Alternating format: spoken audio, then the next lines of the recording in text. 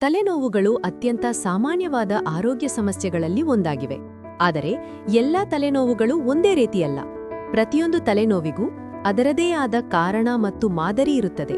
Migraine ಒಂದು ಬದಿಯ ತಲೆಭಾಗದಲ್ಲಿ ತಿವಿಯುವ, ಹೊಡೆದಂತಿರುವ ನೋವು, ಜೊತೆಗೆ ವಾಂತಿ ಭಾವನೆ, ಬೆಳಕು ಅಥವಾ ಶಬ್ದದ ಸಂವೇದನೆ ಹೆಚ್ಚಾಗುವುದು. ಟೆನ್ಷನ್ ಟೈಪ್ ಹೆಡ್ಏಕ್ ಮುಂಭಾಗ ಅಥವಾ ತಲೆಯ ಚರ್ಮದ ಸುತ್ತಲೂ ಬಿಗಿಯಾದ, ಪಟ್ಟಿ ಬಿದ್ದಂತಿರುವ ನಿಧಾನವಾದ ಒತ್ತಡದ ನೋವು.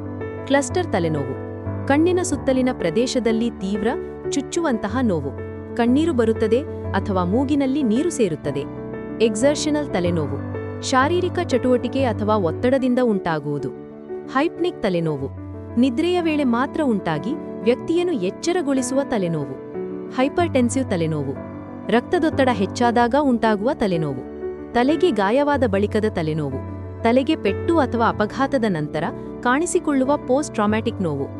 ಮೆನ್ಸ್ಟ್ರುರಲ್ ಮೈಗ್ರೇನ್ ಮಾಸಿಕ ಧರ್ಮದ ಸಮಯದಲ್ಲಿ ಹಾರ್ಮೋನ್ ಬದಲಾವಣೆಗಳಿಂದ ಉಂಟಾಗುವ ತಲೆನೋವು. ತಲೆನೋವು ಕೆಲವೊಮ್ಮೆ ಸೌಮ್ಯವಾಗಿರಬಹುದು, ಕೆಲವೊಮ್ಮೆ ಅಸಹ್ಯಕರವಾಗಿರಬಹುದು. ಆದರೆ ಆಗಾಗ್ಗೆ ಅಥವಾ ತೀವ್ರವಾದ ತಲೆನೋವನ್ನು ನಿರ್ಲಕ್ಷಿಸಬಾರದು. ತಲೆನೋವಿನ ಪ್ರಕಾರವನ್ನು ಗುರುತಿಸುವುದು ಸರಿಯಾದ ಚಿಕಿತ್ಸೆಗಾಗಿ ಅತ್ಯಂತ ಮುಖ್ಯ. ನಿಮ್ಮ ತಲೆನೋವಿನ ಮಾದರಿ ಅಥವಾ ತೀವ್ರತೆ ಬದಲಾಗುತ್ತಿದ್ದರೆ ವೈದ್ಯರನ್ನು ಸಂಪರ್ಕಿಸಿ. ತಲೆನೋವನ್ನು ಅರ್ಥಮಾಡಿಕೊಳ್ಳುವುದು ಉಪಶಮನ ಮತ್ತು ಉತ್ತಮ ಆರೋಗ್ಯದ ಮೊದಲ ಹೆಜ್ಜೆ.